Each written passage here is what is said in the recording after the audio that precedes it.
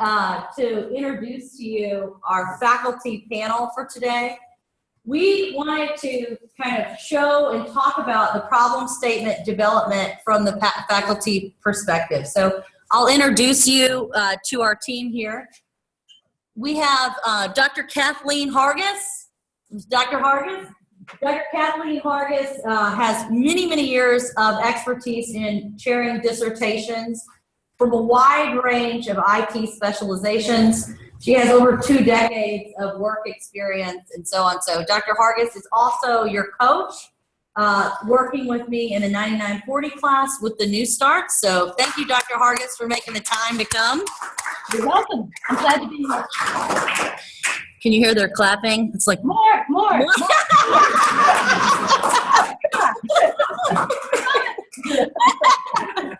So next up we have Dr. James Webb.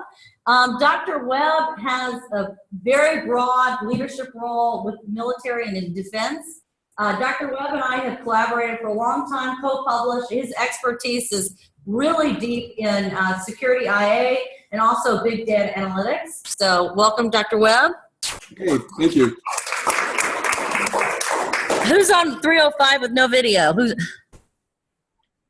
This is Dr. Dominguez. Oh, hi, Dr. Dominguez. Do you have video capability? How are you? Good. I'm trying to do my best to see if I can get in the video. Okay, great. I'll introduce you while you're doing that. So Dr. Dominguez, he's based out of Miami. Dr. Dominguez is really instrumental in quantitative methodology. He actually helped me he was in the 9940. There he is, looking good. Okay, he was in the 9940 last term helping the New Start, so he is really experienced in working in the development of the problem statement. He also helped build some of the tools that we're going to talk about, like dissertation job aid and so on, that are kind of guidebooks for you. So Dr. Dominguez, there he is. Thank you. Hey, do you want to come up here? It's kind of weird to miss. Sure. Okay. I'll just have you sit behind the. So I'm going to put, so Dr. Lowery, you work with her intermittently throughout the residency. Dr. Lowery is going to be your track 2. Hi, Dr. L. Your track 2 faculty member.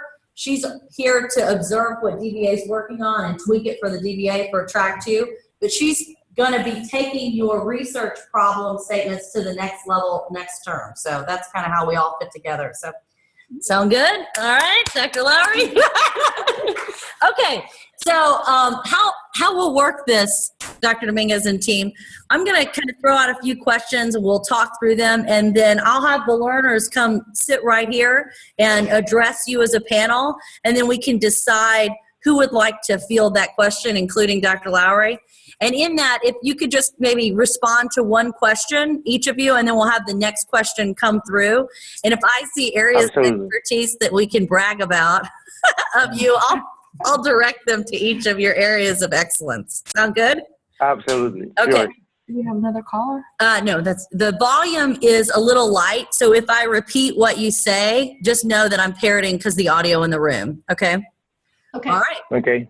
So the first question for the group is, so we're working on developing our problem statement today from ground zero, right? Coming into the dissertation journey week 3.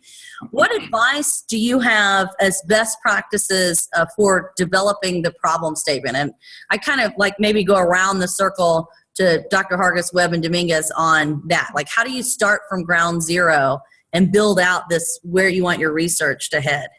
Dr. Hargiss, do you want to start us on that one? Oh, I would love to start. You've got to remember, everybody, that the problem statement technically is the heart of the doctoral dissertation. Okay? It's the first piece of work that the committee will be reading. Let me make it analogous to building a house. Okay? If you're building a house, it's the foundation. If you don't have a solid foundation, you put the walls up, put the windows in, the house could collapse. Okay, so this is what is so incredibly important. Okay, it's also the location where the merits of the proposal are understood. Okay, why? A reader will know after reading the statement as to the reason for the study. Readers will not be left with an unanswered, so what? So many times I'll be working with a mentee, and they will be going through on how they're going to save world hunger, okay? And at the end, I will look at them with deer eyes in the headlights and go, so what? Okay? You have to select a problem. You have to select a topic that's manageable, one that you can actually get through your dissertation. Because remember, your dissertation is a research study, but in essence, it's more important to the university to be used as a tool. And this tool is for you to prove that you can conduct solid research, okay?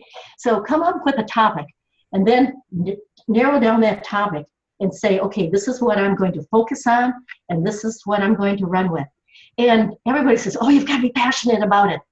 Well, yes, you have to be passionate about it in order to be able to get up in the morning, go through the day, work on it, because you're going to be working on this problem statement for quite a while. So, you know, it's good to be passionate about it, but not to the point where you become overwhelmed, okay? Keep everything in perspective, okay? Everything in moderation. Dr. Dominguez, you're next. Yeah, Dr. Dominguez, if you would kind of add on things to kind of layer into Dr. Hargiss's response, that would be great.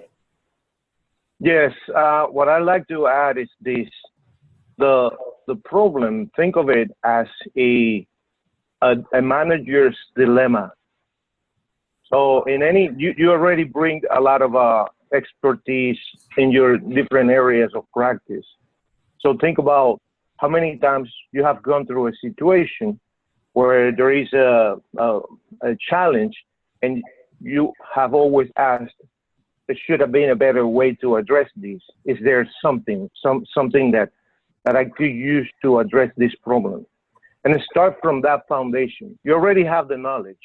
So kind of like you have like a general, you don't have to scan through all the literature that there is about a topic. You just have to kind of bring it down to what you already have knowledge about.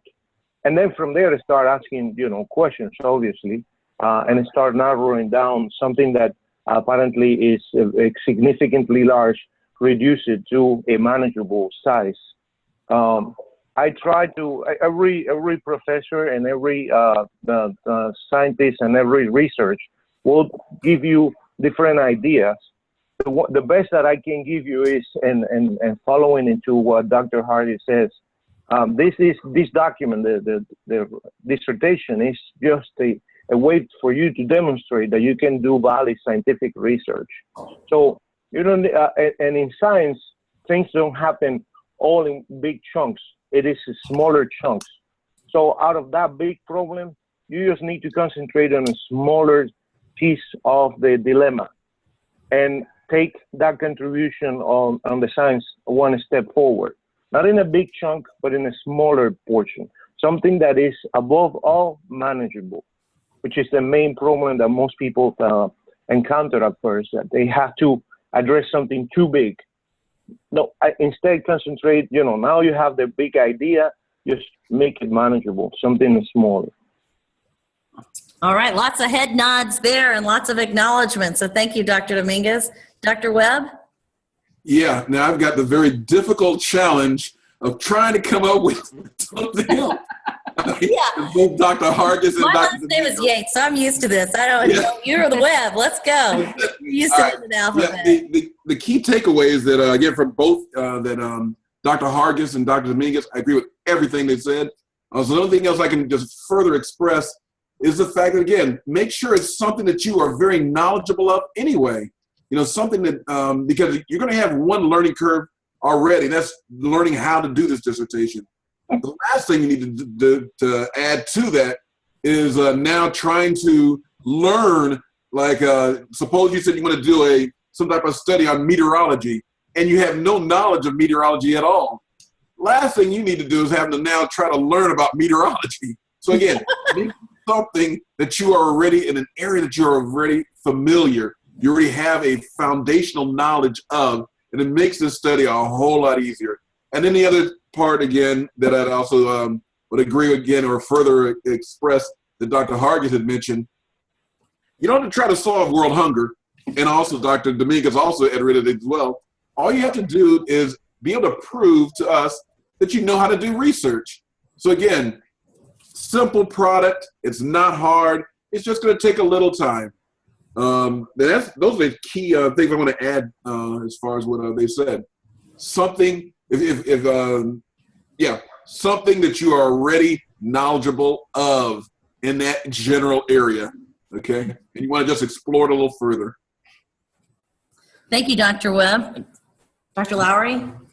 I feel very strange sitting in the room with all the students behind me talking into the monitors.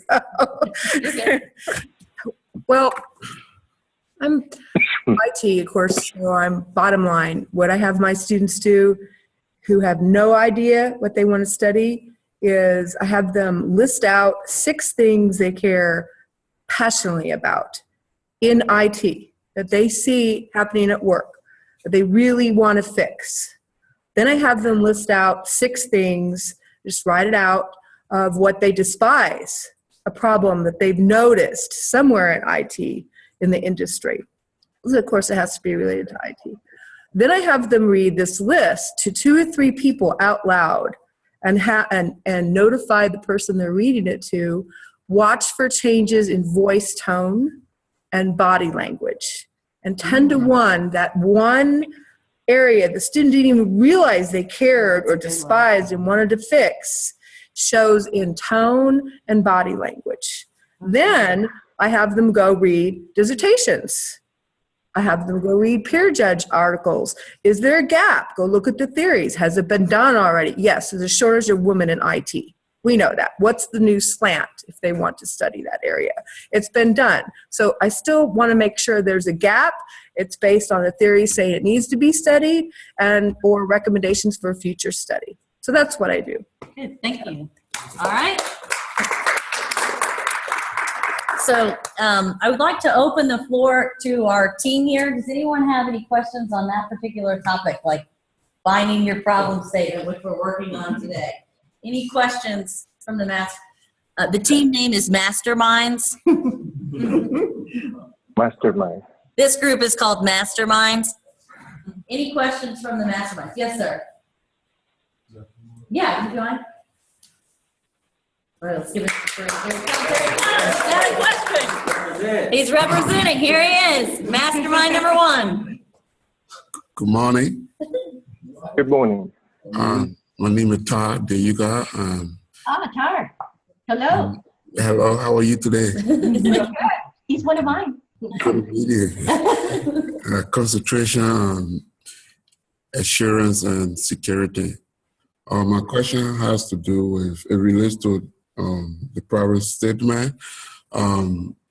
Like some of us who just entering into the university, kind of having some kind of challenges, coming up with a problem statement.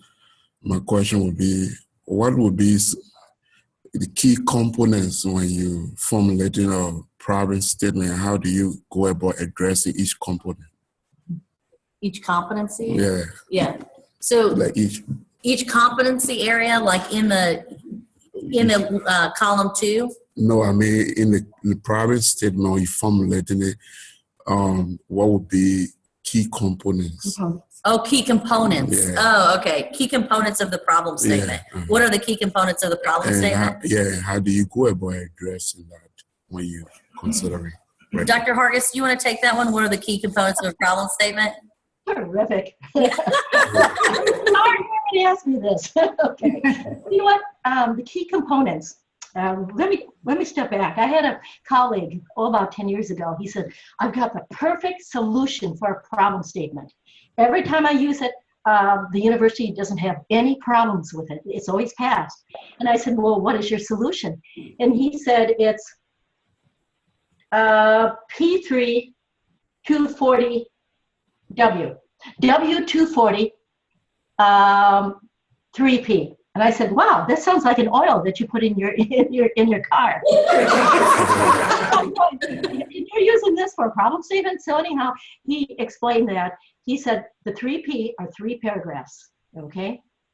And the 240 is 240 words. The first paragraph you start out with, and you introduce You talk about the problem, okay? You introduce the problem. The second paragraph is where you give generalities as to the problem. And the third paragraph is where you give the specifics to the problem. Tara, does that help you? Careful. Can you say it one more time, Dr. Hargiss, and I'll repeat you? Okay. It is W240. Okay, W240. Okay. They're writing it down. P-3. Now, P-3 means P-3. 3-P means 3 paragraphs, problem statement. Okay, 3 paragraphs. 240 words is, usually a page is 250 words, correct? Yeah, so 240 words, so a page. Now, these are just general rule of thumb. So your very first paragraph, you introduce the topic. The So the very first paragraph, you introduce the topic. I feel like I have a foreign language translator here. I know, I'm sorry, it's a big room. I love it, I love it. The second paragraph is where you talk about the generalities. The second paragraph is where you talk about the generalities of the problem. And the third is extremely important. That is where that paragraph is dedicated to talking about the specifics. And the third is around talking about the specifics of the problem. So the general and the specific business problem, which might be like the metrics, the location, the population, and so on. Now what I see, Atar, is what I always say to all my mentees, I want you to start writing chapter 2 first. And they look at me like, are you nuts? Well, yeah, I'm nuts, but not that bad. But anyhow, I want you to do a mini literature review. Find some literature, maybe 16, 18 peer-reviewed or published studies, okay? And find out from the literature. This literature will substantiate your problem statement, okay? That's number 1. Number 2, while you're reading through the literature, try to identify a gap or gaps. Okay, let me repeat you. So number 2 is try to identify the gaps in the literature, which is what we'll work on today. Like a triangulation of what's not there. Exactly, because this gap or gaps will substantiate the reason for you conducting the research. Yeah, the gaps will give the rationale of why this research is in existence. Now, I don't want to take away anybody's thunder, so I'll pass on to Dr. Dominguez. Well, can we go to a next question? Is that okay? Just to give. Oh, sure. Let's give. Good job. All right, next question. Oh my gosh, come on, Justin. I don't know if they know what to ask. Okay, I'll ask the next question, then we'll go. So one of the things, Dr. Webb, that we have been talking through is this idea of time management, right? We all have leadership positions within IT and family obligations and volunteer activity. How do we really carve out time to be an online learner?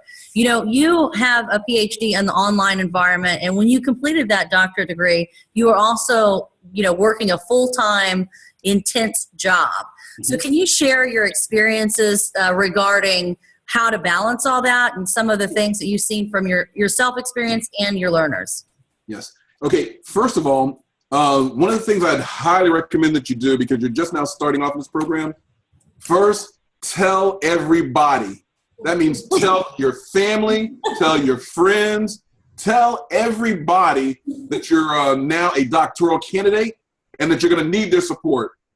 See, because they're going to have to understand that you're not going to be able to go to the family socials, go bowling, going to the movies and all that kind of stuff. So it's really important to let everybody know that you are now in this program and you're going to need their support and it's going to take some time. That's just to repeat you for the room. So the first thing is you make sure you tell everybody, right? So you need your support system engaged. And to echo Dr. Webb, you're not going to be able to go bowling and some of the extracurricular activities that you might have done before. We're going to have to shave those off because your focus is on the doctoral journey. Yes. Number 2, the next thing you're going to have to do is, as far as your time for each day, you're going to have to allocate a specific amount of time each day towards school, be it 3 hours, be it 2 hours, but you need to go ahead and pre-allocate so much time each day. The worst thing you can do is to wait until the weekend now to try to get all your assignments done for the week. Okay. Yeah, we mentioned that yesterday. That's a great point, Dr. Webb. So make sure you're allocating time each day for your doctoral journey. And the worst thing you can do is wait until the weekend, because that creates a lot of stress because it's all on, your exposed to downtime. Yes, sir. Number 3. Number 3, treat yourself. What you're going to have to do is, again, as you balance this time out, during those breaks between courses is a time for celebration. Schedule then the times as far as when you're going to do these family activities, because again, you want to keep the family engaged. You still want to do things with your family. So you schedule those periods, schedule them in advance. Talk to the wife, the girlfriend, the boyfriend, talk to them and let them know that, hey, here's what my next break is going to be. What do you want to let's do? Okay. And really relax during that period. Good. Okay. So his point is, we'll work 10 weeks and then we have 2 weeks off for our break. Make sure you treat yourself and rest in those 2 weeks. And ensure you're engaging your support network, your family or whomever that needs to be involved in that break. And when you're having to forego time, ensure that they have something to look forward to during that break too, by predetermining a big fun event to engage others around, right? And make sure you take the break. Yes, sir. Now, there's 2 more things I want to add. These other 2 things are more for encouragement. 1, while I was going through, what I did is I bought my diploma, the frame that I was going to put my diploma in advance. Do that now. Buy that expensive frame that this doctoral is going to go in. You hang it up right in front of where your computer is, and with a paper sign on it that says, diploma goes here. That's a great idea. So buy the empty frame and put in diploma goes in it and put it over your laptop. You can see it all the time. Great idea. What's that second one? Then the last one is, very early on, buy your ring. Matter of fact, my ring, this is no joke. My ring, my school ring, I bought it during my very first colloquium. During the first colloquium, Jostens was there. They asked me what the year is that I plan on graduating. I told them I will graduate in exactly 2 years.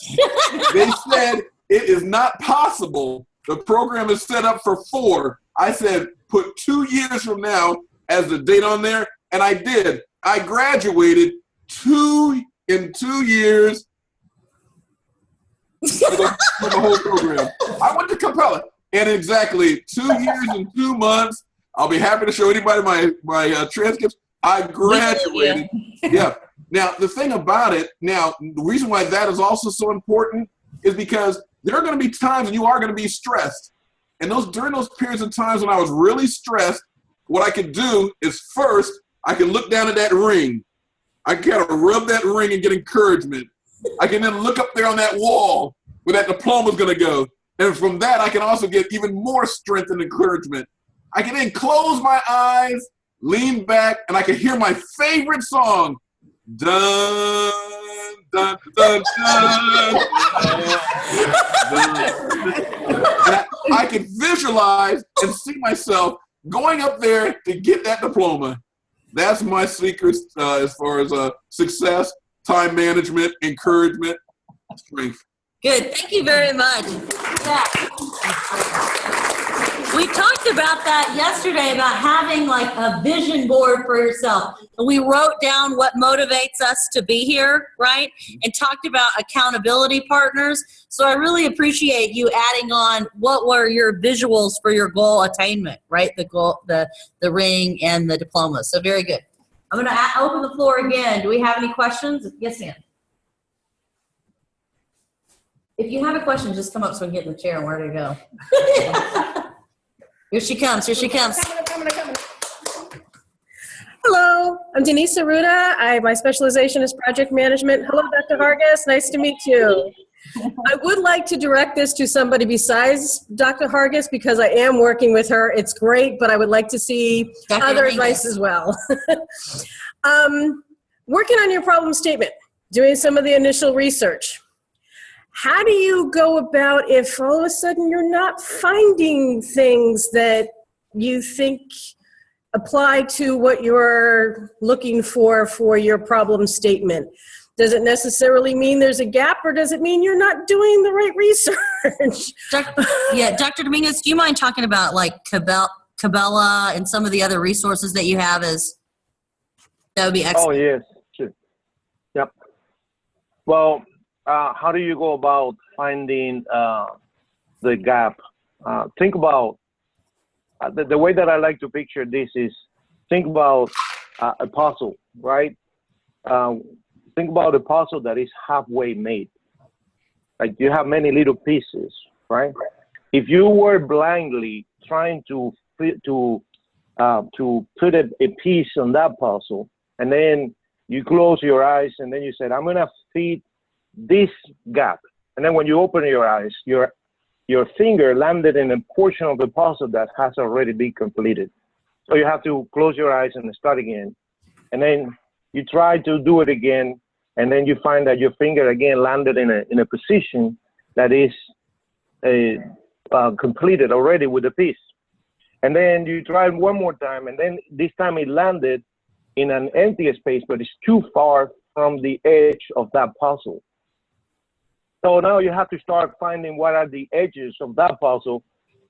And it's a little bit harder as opposed to if you already have like a little border, something as a reference. And maybe a portion of the puzzle is like a half of an eye. So you know that the piece that you're looking is the other half of the eye. When you are looking for your problem, obviously, every time that they say, well, find if there is a gap in the literature, and you said, how do I do that? You have keywords. You use a set of keywords. And the keywords are more or less the topic that you are already researching. In the case of project management, let's say, like a keyword will be project management, definitely, from the get-go. You type project management. If you're familiar with the concept of Boolean research, you type project management in between quotes, and that becomes a phrase. So the keyword becomes a phrase, project management. And now add a second part, a second set of keywords, whatever it is, leadership. So project management plus leadership. That will return a number of documents. What you want to find from the documents, let's say that you got, 1,000 documents in return. Obviously, you need to narrow that number of documents to something manageable. And then you're gonna narrow that down by the number of years. In our research, we don't want, or we would like not to see more than 5 years of historical data back. And the reason is very simple. In 5 years, probably that problem, whatever dilemma was in existence 5 years ago, most likely has already been researched. So you want to concentrate on the next 5 years from 2000, we're in 16, so from 2011 until present. But you can stretch it to 2010, 2016, 6 years if you want. By narrowing that by date immediately, you have you reduce the number of articles that will pop up in your screen. The next thing that you want to concentrate is how many people have actually quoted that paper. If you have papers that have been quoted only or cited by maybe 5 or 6 authors, maybe that paper is not so seminal. It's not giving you a lot of information. So you want to start looking at putting on top papers that have been significantly quoted. Later on, you want to know if that paper has been published in a relevant journal. There is a particular directory that it's in Cabela's library that is called the Cabela's directory.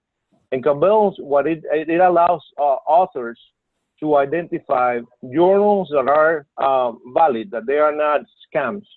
And you want to make sure that the journals that you are researching are within that list of Cabell's directories.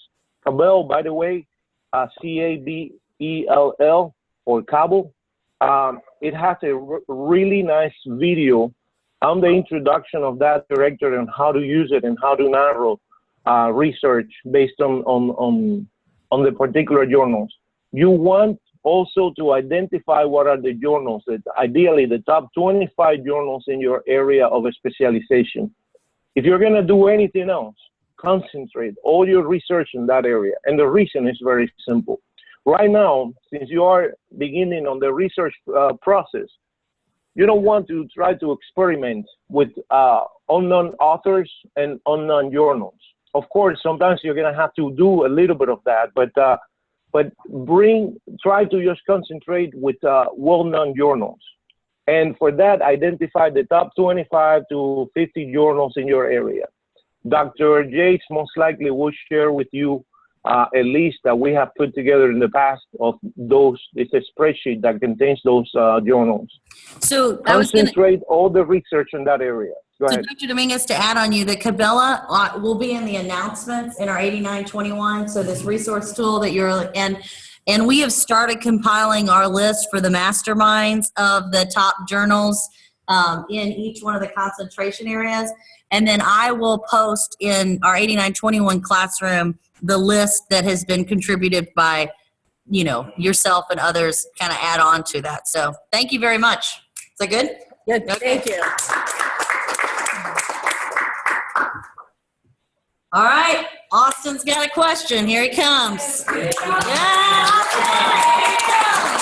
Here he comes. Here he comes. Hello.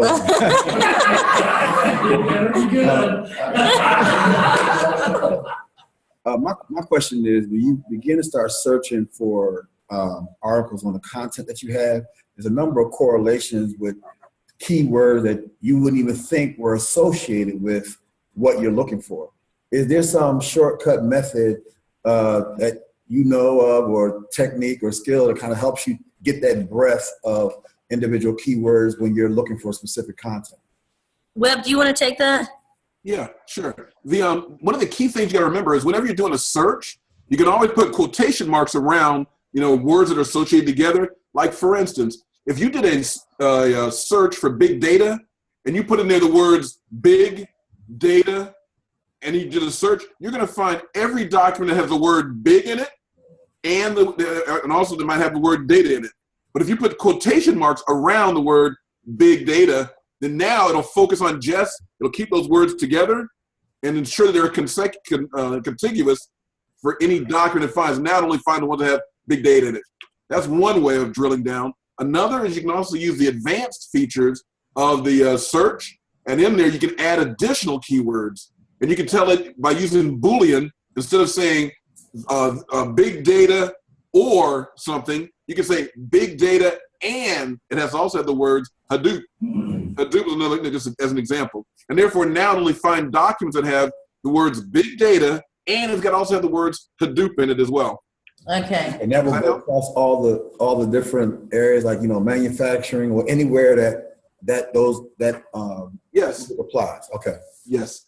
Does that help, Austin? I think so. Okay, good. Thank you very much. Any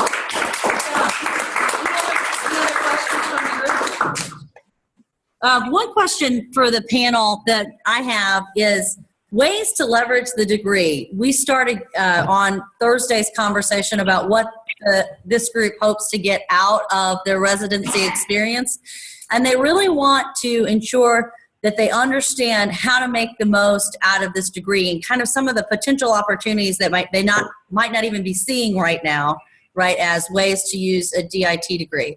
Dr. Hargiss, you want to start us off, and then I think we'll all answer this question pretty briefly and then go to the next question. Does that work? Okay, briefly. You can use this degree. You can teach. You can teach online, which is wonderful because all you need is a computer. You can be any place in the world, and you can teach. And you really need to have a doctoral degree to teach online. I mean, masters are teaching, but if you want to really make some good money, the doctorate is where it's at. You can work for the government. You can do consulting, especially with those 3 letters behind your name.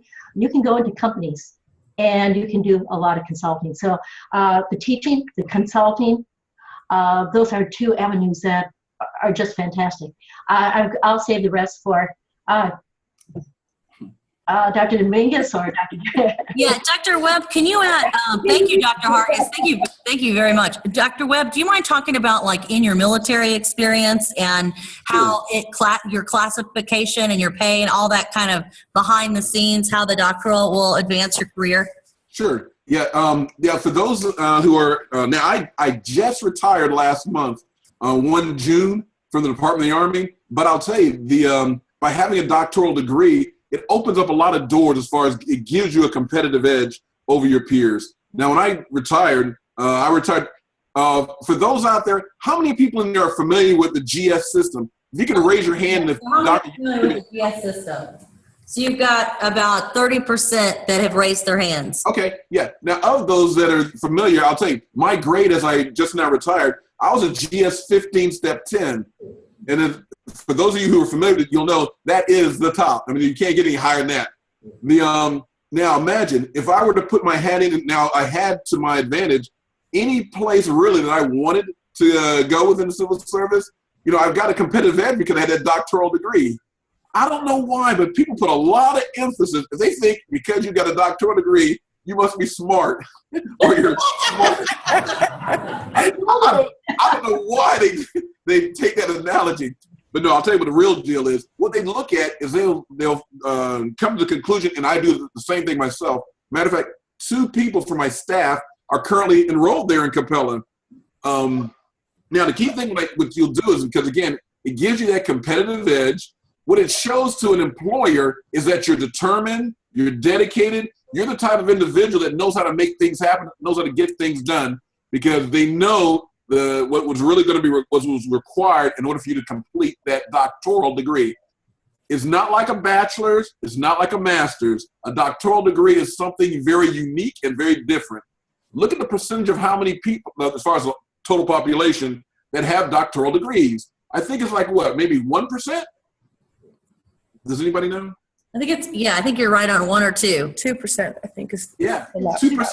So imagine United States once you graduate, you're going to be in that 2% that have, you know, that are considered the smart.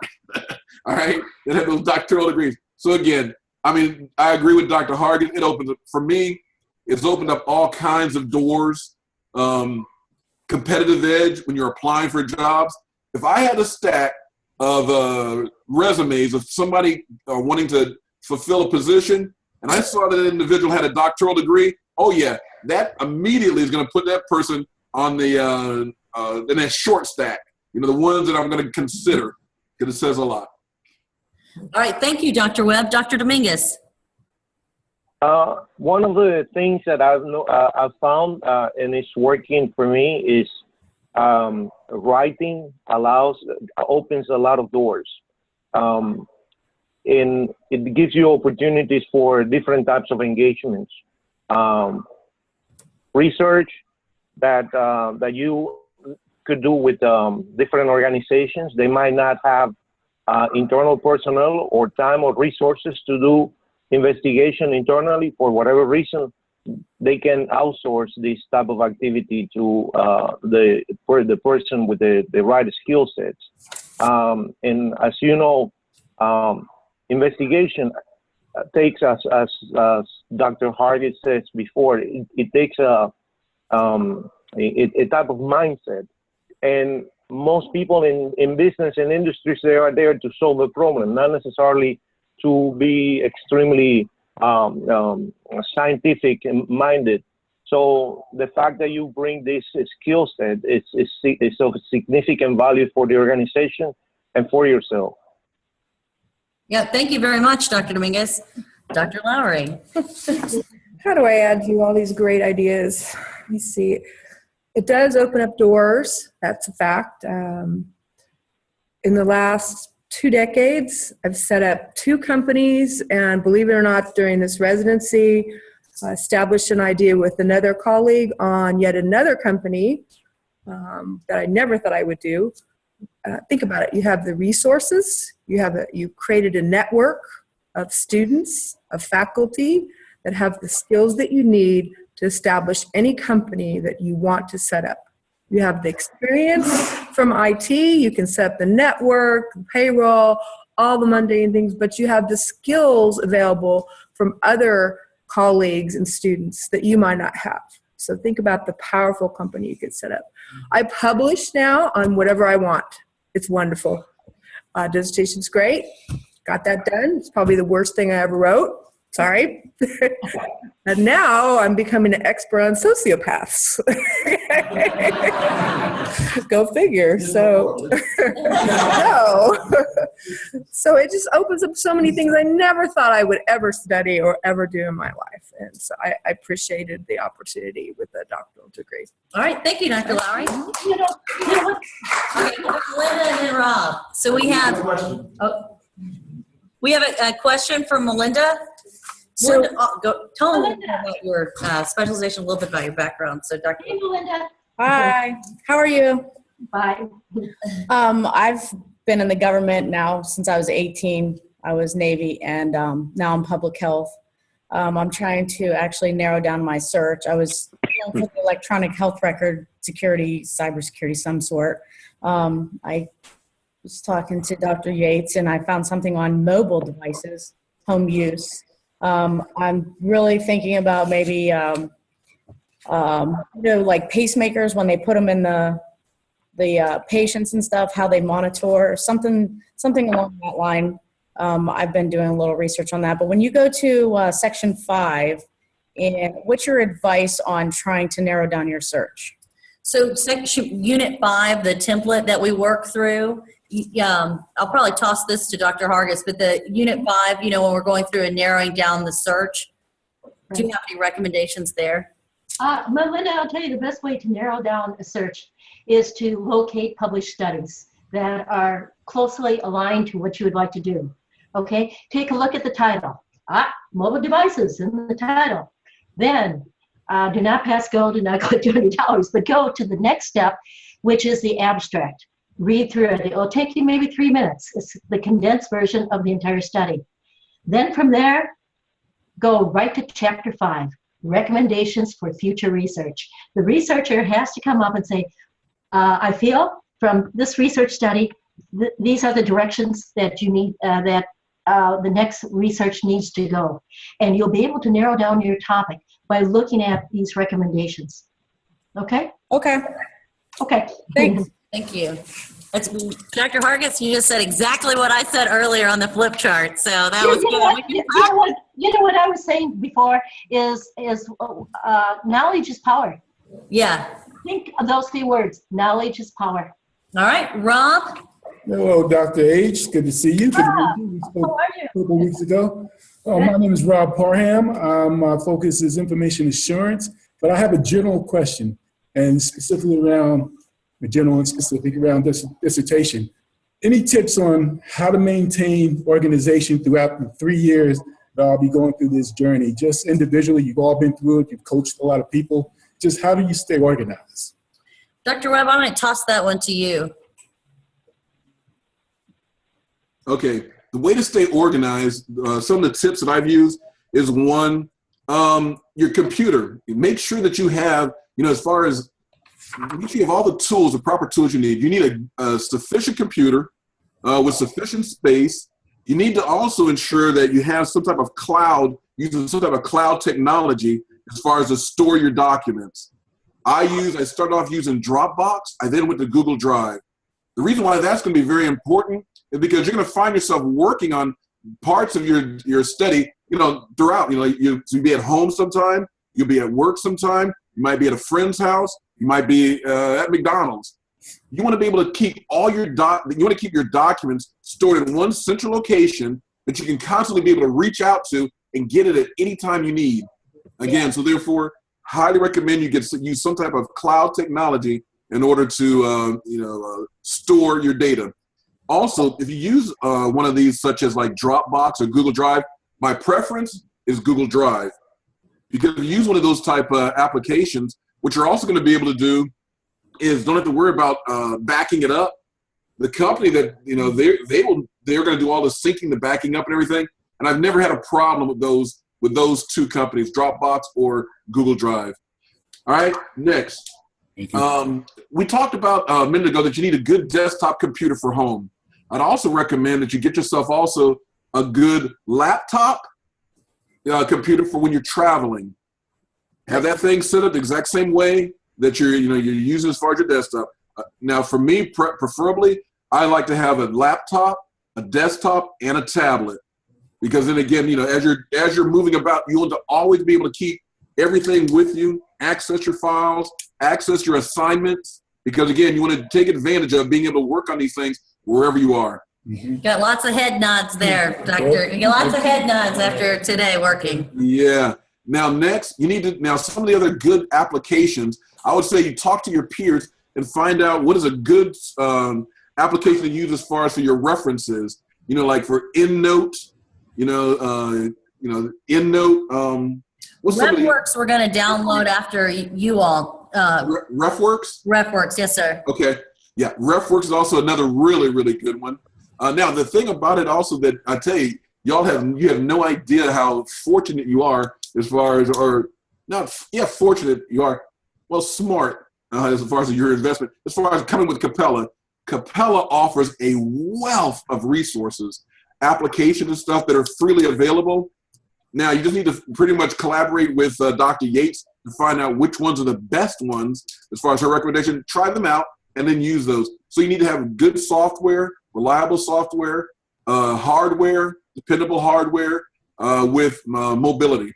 Those are the key things as far as for me, how I'm able, and even still now, how I'm able to keep organized with all my stuff, central location, where all my files and the applications are stored, and to be able to the freedom to be able to immediately switch back and forth to them. Is that helpful? Okay, makes sense. Thank you. Yeah, thank you very much. All right, we have time for one more question with the group, and I'd like to pose to the entire panel. If you could kind of give one piece of motivational advice and a motto, what would it be as, they start their new starts? What would be a nugget of inspiration you would give to this team as they start their DIT journey? Dr. Dominguez, you look like you're ready to go on that one. I'm gonna give you the one that I was given when I was also a student. The best dissertation is a finished dissertation. You need to work. You need to do your work every day, consistent, and don't lose track of the target.